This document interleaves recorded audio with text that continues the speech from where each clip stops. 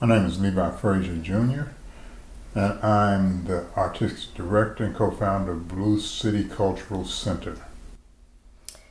And I'm Deborah Frazier, and I am the co-founder of Blue City Cultural Center, as well as the ex-former executive director / general manager of Blue City Cultural Center.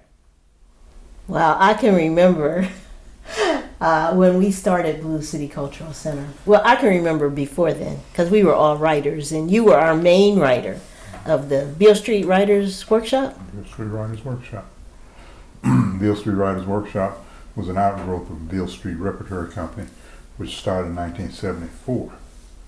And so as writers, we always believed that we had a voice. That's right. Matter of fact, you couldn't tell us we didn't have a voice. And we wrote and we would critique and we would read at different places, and so we actually got to be pretty strong. And if you could stand the writer's workshop and the critiques you got, you were a strong person. No sensitive souls existed in that workshop. And I think our biggest competition was who could make the best tuna salad. Every Saturday we would have a workshop. I mean, because we've had people who would walk out of our workshops and say, you know, that's it.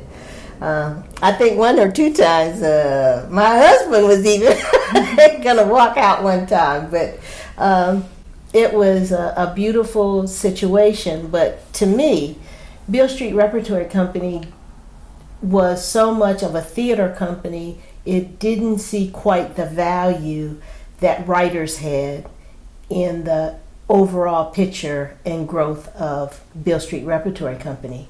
So to me, as the company began to go in a different direction and things were not going in the way that the founders of the organization wanted to go, the writers actually came up as the company went a little more in a different direction.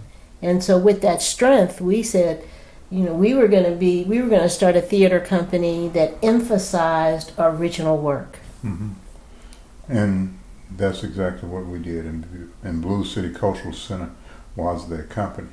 So from the very beginning, we were writing plays and poetry and staging the plays and poetry and short stories, and sometimes we mixed them together and had readings and invited people out to hear what we had to say. And by doing that, other people would hear about us and decided that they wanted to be a part of us. We did radio plays on WLOK. We took those plays and actually produced them at Cablevision on cable, and we actually had those shows run in St. Louis as well as Atlanta and Jacksonville. The radio plays. Yeah, it was. And they were done in Jacksonville, Florida, at WLOK's sister station WERD in Jacksonville, Florida. But the cable shows were done in St. Louis as well as Atlanta, as well as, of course, Memphis. And we had a great deal of fun because because we were starting, we didn't have any limitations, and we were saying we really didn't have a season. All we knew is that we wanted and had to do this. So in doing that, we were left open. And then at the time, WLOK was a secular station, so they were looking for some programming, and we said, look, we have this idea. And every Tuesday night we would go in and we would do a show, and it came on Sunday mornings. And I can remember people saying, I couldn't go into church because I was waiting for the end of the play. And we had so much fun. And actually sometimes we even wrote the plays while we were sitting there trying to do the radio show. Right. And Hosea Henderson Jr.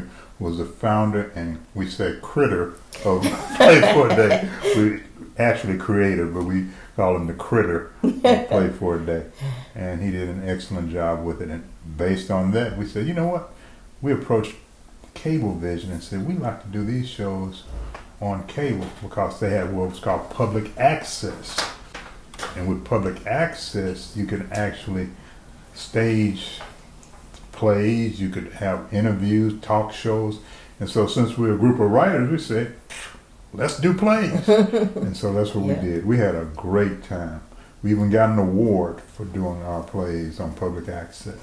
And so we started Blue City Cultural Center in 1979, and it just so happened that we got our charter on my birthday, April 26, 1979, and our first major production was at University of Memphis. Down on Beale, done on the main stage at the University of Memphis, or the theater.